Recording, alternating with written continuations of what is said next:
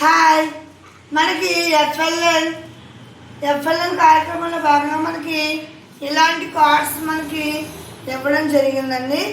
పిల్లల చేత ప్రాక్టీస్ చేయించడానికి 1-2 విద్యార్థులకు, అదేవిధంగా 3rd, 4th, 5th క్లాసుల్లో విద్యార్థులు వెనుకబడిన వారికి ఈ విధమైనటువంటి ప్రాక్టీస్ కార్డులు మనకి ఇవ్వడం జరిగింది. అయితే ఇవి మరి ఒకేసారి రాయిస్తే యూజ్ అవుతుంది. సో మళ్ళా మనం యూజ్ చేసుకుంటూ రాయించాలి. సో దీనికోసం ఏ విధంగా పిల్లల చేత ప్రాక్టీస్ చేయించాలనే విషయాన్ని మనం చూద్దామండి. ఇలాంటి కవర్లు తీసుకుందాం.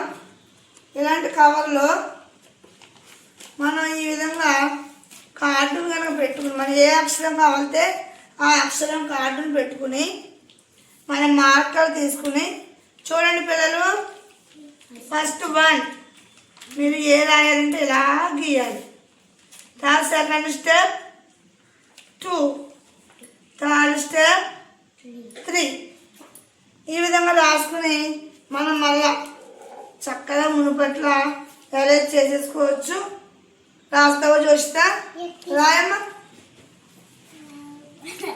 1 కింద గీయాలి.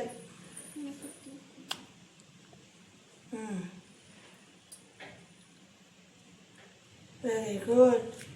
క్లాప్ కొట్టండి చూస్తాకి. మనం అరేంజ్ చేసేసుకోవచ్చు. అలాగే ఇంకొక అక్షరం రాయకుండా ఎవరో మనకు ఎలా ఉందో అలా గీయాలి.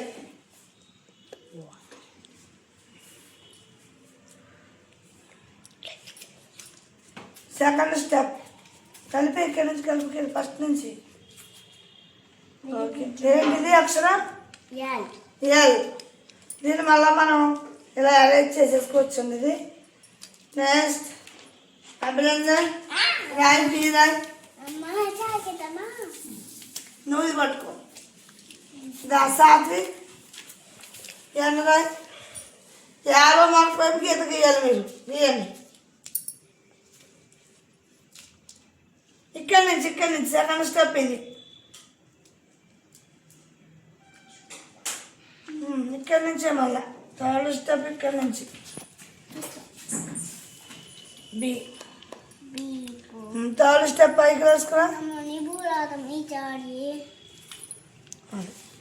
ఈ విధంగా మనం విద్యార్థుల చేత అన్ని ఆల్ఫాబెట్స్ని మీరు practice చేయించవచ్చు.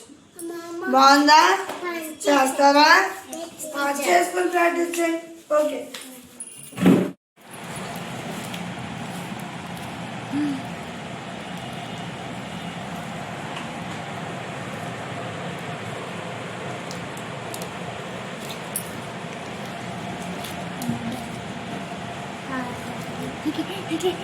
Ma, papà, come mi dai?